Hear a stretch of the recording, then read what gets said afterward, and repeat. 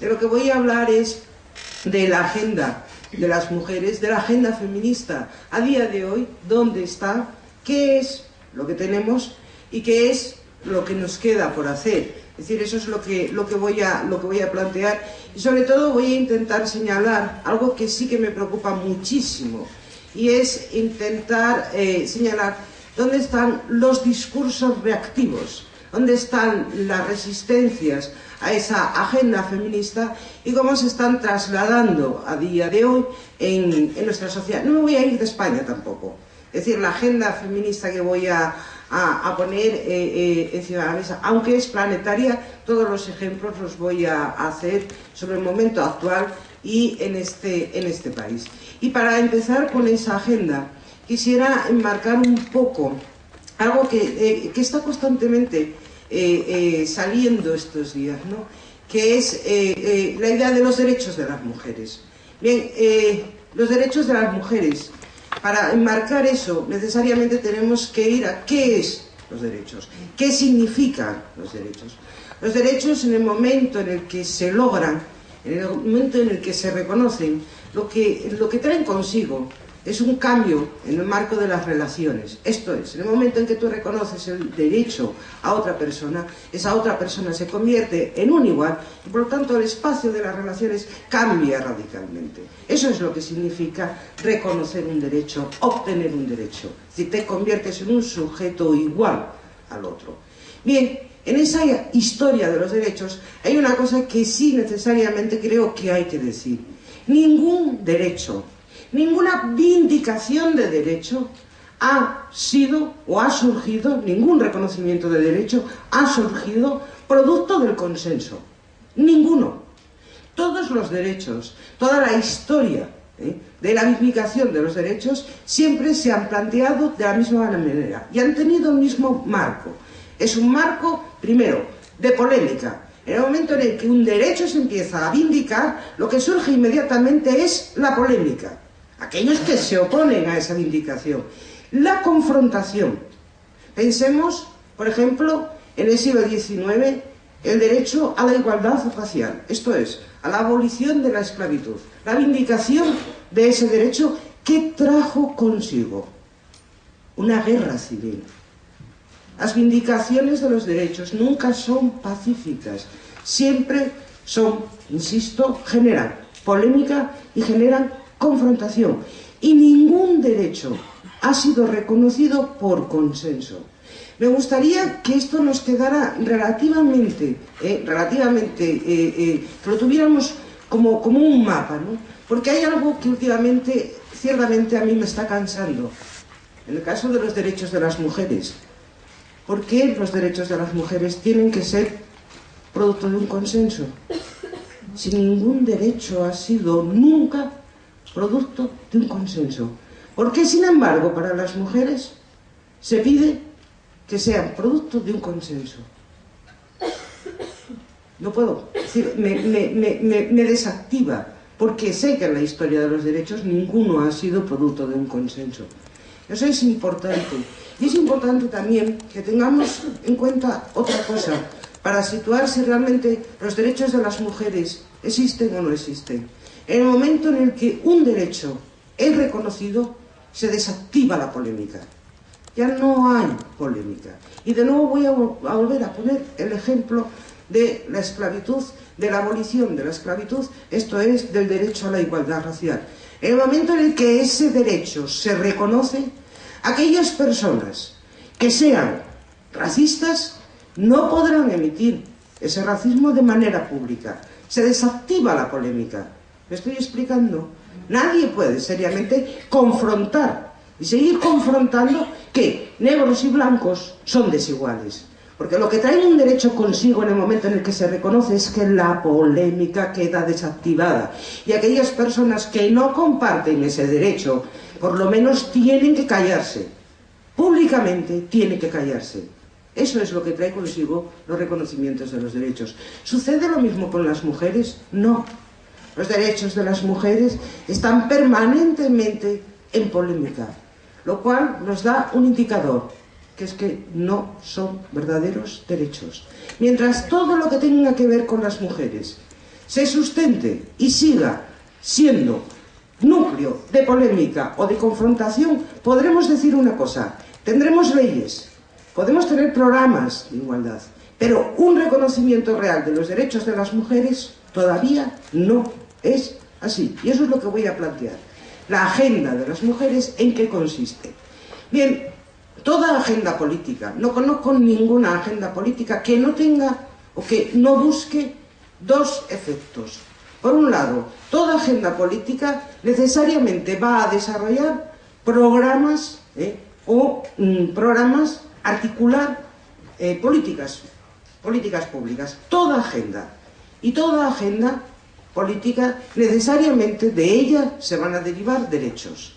En el caso de las mujeres, quedaría de la siguiente manera: toda agenda de las mujeres, toda agenda feminista, por un lado, necesariamente va a desencadenar políticas públicas de igualdad, y por otro lado, lo esperable es que a su vez genere los derechos de las mujeres, consolide los derechos de las mujeres. Eso es en lo que consiste una agenda: en desarrollar políticas y en afianzar derechos. Por eso se llaman agendas, y en eso es la agenda de las mujeres. ¿Y en qué consiste la agenda de las mujeres? En 5 puntos básicos. Voy a hablar de la agenda mínima de las mujeres. No voy a ir a un programa de máximo, sino a la mínima, a esa agenda mínima de las mujeres que es planetaria y que realmente está en fases distintas de acuerdo a los países de los que estemos hablando. Pero la agenda es mínima, solamente consta de 5 puntos. ¿Cuáles son? Acceso a la educación, acceso al poder, acceso a la riqueza, derechos sexuales y derecho a una vida sin violencia. Esa es la agenda de mínimos. Es una agenda de mínimos, insisto, planetaria. Bien, a día de hoy, en este país, en España, podemos decir que mucha parte de esa agenda se ha conseguido y hemos logrado desarrollar políticas públicas que tienen que ver con esa agenda. Sin embargo, y es lo que voy a mantener, no hemos logrado consolidar ninguno de los derechos que se derivan de esos 5 puntos mínimos de la agenda. Y es lo que voy a explicar y por qué. Acceso a la educación, me diréis, pero bueno, ¿cómo viene con lo del acceso a la educación? Y la verdad es que tengo que deciros que, Marta, que estuviste sentada aquí, se os ve totalmente, es como si me cayerais encima. Es decir, necesitaba como ponerme más atrás para poder, no sé, comunicar mejor, veros mejor. Bien, el acceso a la educación, sí que es una sensación espacial muy peculiar. El acceso a la educación. Me diréis, pero bueno, ¿cómo habla del acceso a la educación en un país donde realmente, si algo está garantizado, es el acceso a la educación? No solamente está garantizado, sino que es obligatorio, es un derecho totalmente regulado y gratuito, con peculiaridades como conocemos, que en ese caso el sistema español es bastante peculiar en cuanto a la educación. Ciertamente, el acceso a la educación está garantizado, pero el derecho que se deriva de este acceso a la educación, que es el derecho a una educación no diferenciada, no está consolidado. La realidad es que en este país la educación sigue transmitiendo unos contenidos curriculares, un desarrollo espacial de cómo se lleva a cabo la educación, donde esa educación que se nos transmite sigue siendo una educación diferenciada para mujeres y para varones. Todavía no tenemos consolidado el derecho a una educación no diferenciada. Esto es, todavía está por hacer una educación realmente basada en la coeducación. Y voy a poner ejemplos. Basada en la coeducación. Y eso que hablo en una comunidad, como es la comunidad andaluza, que va muy por delante en cuanto a los programas de coeducación respecto del resto del territorio español. Muy por delante. Pero la educación sigue todavía sin garantizar, insisto, una educación no diferenciada. ¿Por qué? Pongamos ejemplos. En la educación primaria y en la educación secundaria, si uno analiza los contenidos que se transmiten en el aula, realmente nos quedaríamos asombradas. Yo siempre me gusta poner un ejemplo que creo que es clarificador del todo. Yo soy profesora de filosofía. En un libro de segundo de bachillerato de uso actual, y hablando de la unidad que trata sobre el existencialismo, nos encontramos con lo siguiente. Gran epígrafe, en negrita, Sartre, padre del existencialismo.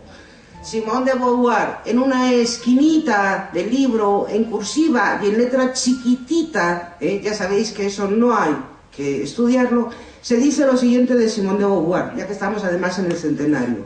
Se dice lo siguiente: Simone de Beauvoir, amante de Sartre. Amante de Sartre. Novelista. Su novela más conocida, El segundo sexo. O sea que hete aquí lo que tenemos. A Sartre, padre del existencialista, y a Simone de Beauvoir, amante de Sartre y novelista. Para que aparezcamos así reflejadas. Vale más, realmente, que no aparezcamos. Es decir, esa es la realidad. Y por eso digo que todavía, por ejemplo, el derecho a una educación no diferenciada no lo tenemos en absoluto garantizado. Con ese ejemplo, no quiero ir a más, no quiero ir a poner más ejemplos, pero ya os podéis imaginar realmente, sí, uno que a mí realmente no puedo no evitar decirlo. Y que además, cuando en los medios de comunicación se habla de la educación, eso sí que es verdad que es una pequeña crítica. Cuando en los medios de comunicación se habla de educación, yo entiendo que pongamos una lupa increíble de aumento sobre lo que nuestro alumnado sabe o no sabe de lengua o de matemáticas. Pero siempre he hecho en falta que en los artículos sobre educación que aparecen en los medios, nadie haga reportajes sobre cómo son nuestros recintos escolares. ¿Cómo son? Porque si pensamos cómo son nuestros recintos escolares, veremos que ya en la concepción del propio espacio del recinto escolar está diseñado de tal manera que ahorma a los varones a que realicen determinadas conductas y ahorma a las mujeres a que realicen otras conductas. Pensemos en nuestros recintos escolares. Esos patios con cementito, patios en los que lo que hay dibujado son rayitas para que los chicos jueguen al fútbol. Está ahormando, son espacios que ya de alguna manera, nada más entrar, sabes qué tipo de actividades tienes y puedes realizar y cuáles son. Y esas actividades son todas que remiten al imaginario masculino, lo siento. Es decir, remiten al imaginario masculino, a la concepción del espacio de los recintos escolares. Realmente una los ve y ve que han sido proyectados y diseñados teniendo en cuenta cuáles son las actividades o asociando determinadas actividades a los comportamientos de los varones, pero para nada contemplar otro tipo de diseño. Yo la verdad es que me gustaría diseñar un recinto escolar. Sé que los profesores de gimnasia me matarían, pero un recinto escolar donde no hubiera canchas. Las canchas deportivas en un pabellón, cerraditas, y ahí se desarrolla la clase de gimnasia. Un recinto escolar donde hubiera, digamos, verde, bancos, y que realmente los sexos se interrelacionaran, porque nuestros recintos escolares están diseñados de tal manera que los sexos no interrelacionan en absoluta. Eso es la realidad a día de hoy. Pero dejando la educación formal obligatoria, y para poner ya el último ejemplo y pasando a la universidad, ¿qué sucede, por ejemplo, en la universidad? Es decir, ¿cómo es posible que a día de hoy, para seguir poniendo ejemplos de esa educación que todavía no es una educación no diferenciada? ¿Qué sucede en nuestra universidad? A día de hoy, la radiografía de nuestra universidad es del siguiente tenor. El porcentaje del alumnado que se licencia, el 60% son mujeres, un 40% que se licencian son varones. Cuando pasamos a las categorías académicas más altas, nos encontramos con que solamente un 13% de catedráticas, que solamente hay un 13% de catedráticas. ¿Qué quiere decir todo eso. Un 60% de mujeres licenciadas y solo un 13% de mujeres catedráticas. Quiere decir algo que tenía que ver con lo que tú estabas comentando antes, Mar. Algo muy simple. ¿Qué es la universidad? ¿Qué reparte la universidad? La universidad no solamente reparte habilidades, expertise para poder desarrollar un trabajo profesional. La universidad reparte algo muy importante, reparte autoridad en el saber y reconocimiento de esa autoridad que se traslada en opinión. Eso es lo que reparte la universidad. Y por lo tanto la universidad va a tejer el mismo núcleo de resistencias a repartir ese reconocimiento de autoridad y de opinión en las mujeres. De ahí ese 13% nada más de mujeres catedráticas. Si os dais cuenta, el mundo académico, el mundo universitario académico, es muy parecido al mundo del periodismo. Porque en el fondo lo que se reparte es un intangible. Es ofrecer y dar el reconocimiento de autoridad a una persona.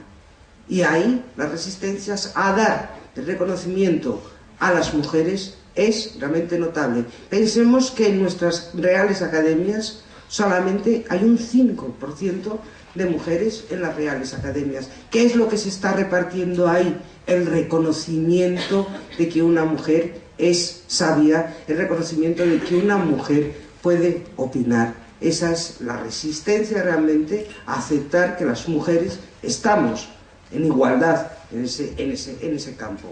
Por lo tanto, en el plano educativo,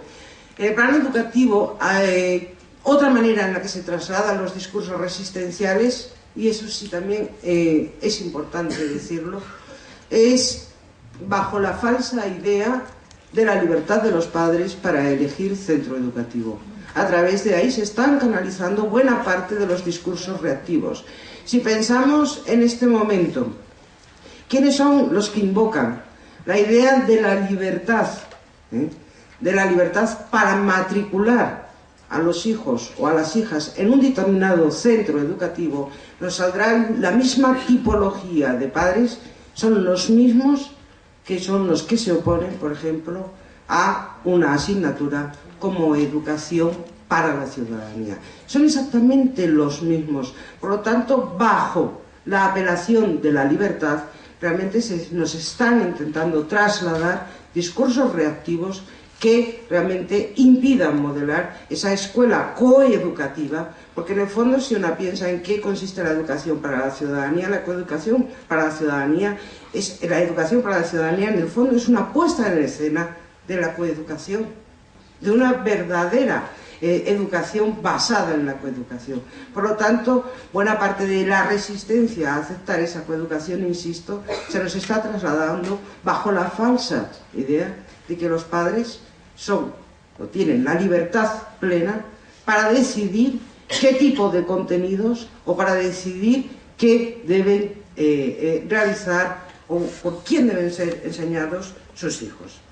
Eso por lo que hace referencia a la educación. Por lo tanto, de momento, el derecho a una educación no diferenciada todavía no ha sido en absoluto consolidado. Pensemos en el siguiente punto de la agenda, que es el acceso al poder. ¿En qué derecho se derivaría de ese acceso al poder? Pues uno de los derechos que se derivaría sería el derecho a la paridad. Hace una semana, como bien decía Mar, el Tribunal Constitucional nos dio la razón. Es un derecho, pero es reversible, porque un derecho, otra de las características que tienen los derechos, es que en el momento en el que se logran, son irrevocables e irreversibles. Tenemos plena garantía realmente de que el derecho a la paridad de las mujeres sea un derecho irreversible, irrevocable. Más bien tenemos bastantes sospechas de que este acceso a la paridad puede tener una vuelta atrás. Bastantes sospechas y además sospechas recientes, porque una vez que se produce el fallo del Tribunal Constitucional, un insigne líder, y aquí sí que tengo que ser crítica, un insigne líder del Partido Popular dijo lo siguiente, dijo que aceptaba, ya sabéis, aceptamos el fallo, pero no compartimos la argumentación, porque si tuviéramos que compartir la argumentación de la representatividad, también tendríamos que dar acceso a los jóvenes y a los ancianos. Eso fue lo que dijo. Y yo escuchándolo dije, pero vamos a ver, ¿qué está diciendo? ¿Qué nos está trasladando? Porque en el fondo lo que está trasladando es un imaginario muy suyo, es decir, muy suyo, muy de la derecha. Es decir, la invisibilización de las mujeres en colectivos. En este caso, cuando decía, es que habría que dar acceso a los jóvenes, y tú decías, ¿y las mujeres jóvenes? Sí, no las estaba viendo. Y en el caso de los ancianos, y te decías, y las mujeres ancianas, que además si hablamos del colectivo de los ancianos, son más las mujeres que los varones. No lo estaba viendo. Es decir, es la invisibilización absoluta de las mujeres. Es decir, ¿cómo puede hablar de jóvenes y de ancianos y no ser consciente de que en esos colectivos las mujeres estamos? Es más, las mujeres estamos en todos los colectivos. Porque las mujeres no somos un colectivo, ni somos un grupo social, ni somos una minoría. Somos la mitad de la humanidad. Y tienen realmente muchísimos problemas teóricos para clasificarnos a las mujeres. Es muy curioso la cantidad de problemas teóricos que tienen para clasificarnos a las mujeres. Bien, somos la mitad de la humanidad. Formamos parte del colectivo de los jóvenes, formamos parte del colectivo de los ancianos. Por lo tanto, la variedad realmente es la única garantía que hay para que esa mitad de la humanidad tenga certeza de no estar infrarrepresentada. ¿Y cuál es, a través de qué se nos traslada el discurso reactivo en el caso de la negación a aceptar el derecho de las mujeres a la paridad? En algo que todas conocemos. La apelación a la capacidad y al mérito. Lo hemos oído hasta el hartazgo. Es decir, en el caso del acceso al poder de las mujeres, lo que nos ponen de manera permanente para que confrontemos con ello es la capacidad y el mérito. Y yo me pregunto, en un momento actual, donde el saber acumulado de las mujeres parece que es mayor que el de los varones, insisto, el 60% de nuestros licenciados son mujeres. ¿Cómo es posible que alguien salga todavía, a día de hoy, con el argumento de la capacidad, del saber acumulado de las mujeres o del mérito? ¿Y qué es el mérito? De nuevo me pregunto, ¿qué es el mérito? ¿Hay algo más intangible que el mérito? Que alguien me diga qué es el mérito. El mérito no será, quizá, pertenecer a la red de influencia adecuada o tener los canales adecuados. Por ejemplo, en el mundo académico, el mérito tiene mucho que ver con dos cosas. Con estar en la escuela de pensamiento adecuada o con estar en la red de influencia adecuada. Y me temo, tengo la íntima sospecha de que en política es muy parecido. Debe ser no tengo datos, solamente tengo la íntima sospecha de que el mérito tiene mucho que ver con dónde estás, con quién estás y quién te da la sombra. Por lo tanto, vale ya de contra la paridad poner intangibles como el del mérito, porque el mérito depende de otras cosas. Por lo tanto, en el caso del acceso al poder y del derecho a la paridad, a día de hoy, como sabemos, las trampas de la intercambiabilidad de las mujeres en el poder político, realmente la petición de la agenda, en el caso actual, sería paridad de entrada y también paridad de salida. Esto es, que en la renovación de los partidos políticos, que siempre es necesaria, esa renovación se haga también paritariamente y no, qué casualidad, se haga renovando mayoritariamente a las mujeres y dejando permanentemente a los varones. Porque, como a mí me gusta decir, a día de hoy, desgraciadamente, en política, los varones son insustituibles y las mujeres somos intercambiables. Esa es la realidad en la que estamos. Por lo tanto, la petición de agenda sería, insisto, paridad en el acceso y paridad también en la salida de los partidos políticos. Bien, eso por lo que hace al acceso al poder. Derechos sexuales. Y aquí tenemos el punto de la polémica. Derechos sexuales. ¿Por qué hablamos de derechos sexuales? A veces yo creo que se nos olvida qué son los derechos sexuales o por qué la vindicación de los derechos sexuales. Bien, la vindicación de los derechos sexuales tiene que ver con el hecho de que en todas las culturas, en todas, no ha habido ninguna cultura que no haya ejercido un control sexual sobre las mujeres, ninguna. Por lo tanto, la vindicación de los derechos sexuales, lo que se pretende con esa vindicación es precisamente eliminar todos los mecanismos de control sexual sobre las mujeres, que, insisto, en todas las culturas se han dado. ¿Cuál es la agenda a día de hoy en España? Insisto, hablo de España todo el rato. ¿Cuál es la agenda a día de hoy en España? Bien, en un extremo estaría el derecho al aborto y en el otro extremo estaría la abolición de la prostitución. ¿Por qué? Porque si no hay aborto y si la prostitución se mantiene como está a día de hoy, son dos mecanismos de control sexual sobre las mujeres. ¿Por qué? Porque la prohibición de aborto fuerza a las mujeres a la maternidad. Y por el otro lado, el mantenimiento de la prostitución da un modelo de sexualidad donde las mujeres pueden ser compradas, que no contribuye precisamente a disolver esa desigualdad entre mujeres y varones. Por lo tanto, la abolición de la prostitución es necesaria para realmente acabar con ese imaginario colectivo donde las mujeres pueden ser compradas. Recordemos que una forma de control sexual de todas las culturas siempre ha sido comprar a las mujeres. La dote es una compra de mujeres. La prostitución es una compra. Por lo tanto, necesariamente hemos de abordar la abolición de la prostitución. Y respecto del aborto, decir que en España tenemos una ley de aborto, pero nunca hemos tenido derecho al aborto.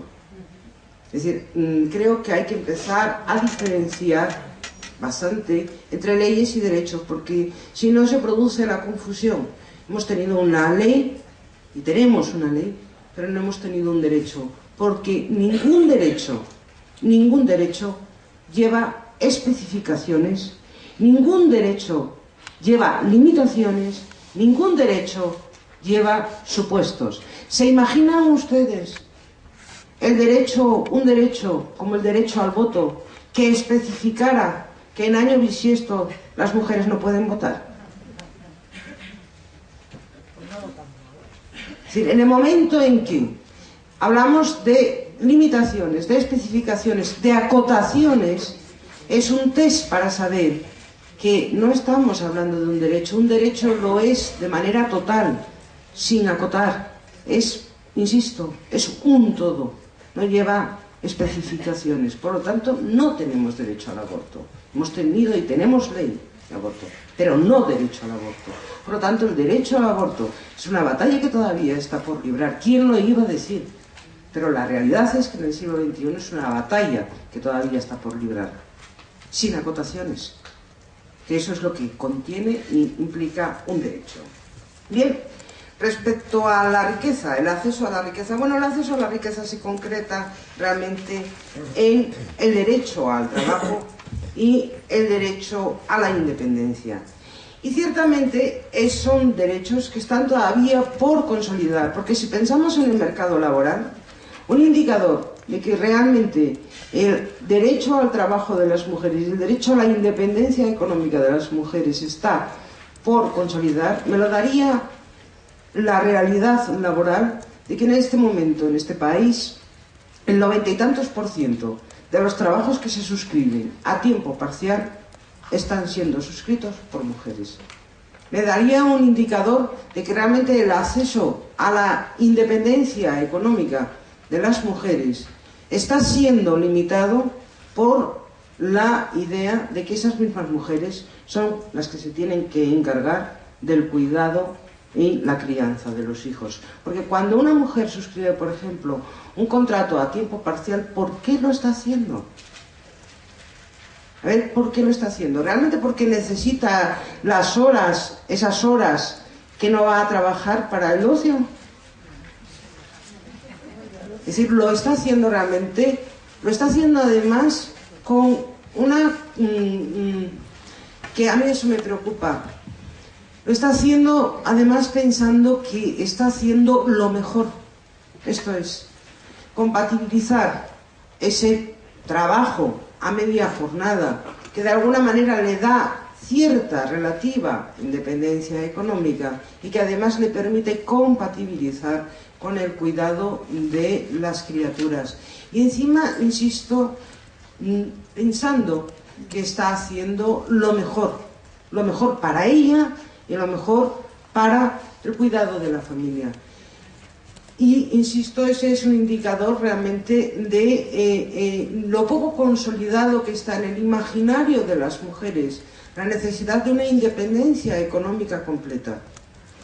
El hecho de que la mayor parte de esos trabajos lo suscriban mujeres. Pero además me preocupa otra cosa todavía más profunda, que realmente debemos abordar, que eso no sea así. Esto es, conseguir que no sea el 90% de esos trabajos los que los suscriban las mujeres. Abordar mecanismos para impedir que eso sea así.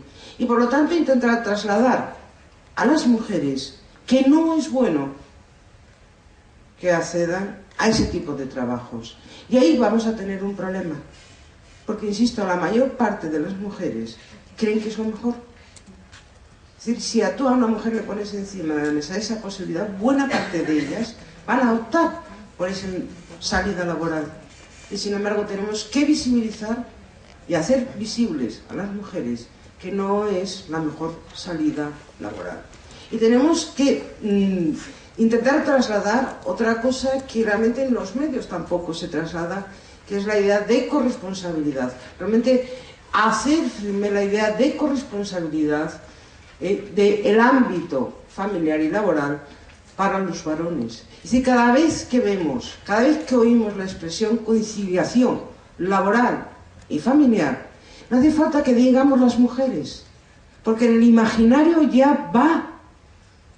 Es decir, ¿cómo hemos logrado en menos de 6-7 años lograr que solamente con decir la palabra conciliación, que era nueva en el argot político, ya la ciudadanía la identifique única y exclusivamente con las mujeres?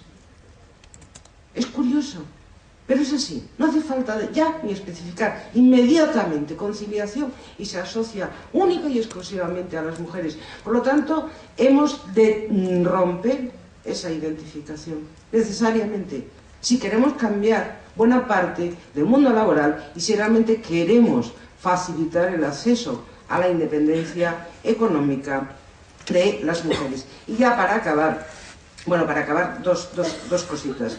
Del derecho a una vida sin violencia no voy a hablar, porque sé que además a lo largo de hoy y de mañana va a salir la cuestión. Solamente quisiera decir una cosa: no voy a hablar de la violencia física, solamente voy a hablar de la violencia coercitiva. Un apunte nada más de la violencia coercitiva. La violencia coercitiva consiste pura y simplemente en aquellos mensajes, y empieza así, en aquellos mensajes que se mandan, que se emiten, en el cual se intenta modelar tanto el comportamiento de las mujeres como de los varones. Eso ya es violencia coercitiva. El hecho de que desde algún medio se te diga tienes que ser de esta manera o tienes que ser de esta otra. El hecho de que se te presente un determinado modelo de masculinidad y un determinado modelo de feminidad, eso ya es violencia. Eso ya es violencia coercitiva, porque de alguna manera te está coartando en cuanto a otra manera de expresión y te está coaccionando para que sigas ese modelo o patrón de comportamiento. Y a día de hoy, y eso sí que me preocupa, a día de hoy, en el siglo XXI, los modelos coactivos se están transmitiendo a través de los medios de comunicación. O dicho de otra manera, en este momento en este país tenemos una serie de leyes, insisto, articulación de políticas públicas de igualdad que han ido a desactivar las normas sexuales. Si algo han hecho o están haciendo nuestras leyes es intentar desactivar las normas sexuales. La idea de que hay conductas diferenciadas para mujeres y para varones. Y si pensamos en la ley de igualdad, por ejemplo, va de plano para desactivar las normas sexuales. Y sin embargo, a la vez que tenemos esas leyes que de alguna manera intentan desactivar esas normas sexuales, se está produciendo un fenómeno que a mí me preocupa muy seriamente. A la vez que eso, se está produciendo una intensificación de la presentación del estereotipo sexual en los medios de comunicación. Es una cosa que me llama poderosísimamente la atención. Es decir, leyes que desactivan normas y, sin embargo, cómo el estereotipo no solamente pervive, sino que se está haciendo más fuerte en una presentación exagerada en los medios de comunicación, en este caso en los medios visuales, que son mucho más inmediatos a la hora de fijar el estereotipo. Tengo que pensar, por ejemplo, en los programas basura y en la intensificación de los programas basura. Sabemos, ya lo dice la palabra, son programas basura, pero ¿cómo se presentan los sexos en esos programas basura? Bajo la marca absoluta del estereotipo. Es decir, es una presentación estereotipada. Insisto, me preocupa. Se desactivan las normas y, sin embargo, perviven los estereotipos de una manera acusada, y ciertamente la pervivencia de esos estereotipos se está dando en este momento a través de los medios de comunicación. Y yo creo que necesariamente deberíamos pensar en eso y necesariamente deberíamos pensar en cómo intentar desactivar esa presentación estereotipada de los sexos, porque en cualquier caso no está contribuyendo en absoluto a un mundo más igualitario, en este caso a una sociedad como la española más igualitaria. Y con esto acabo. Termino aquí. Gracias.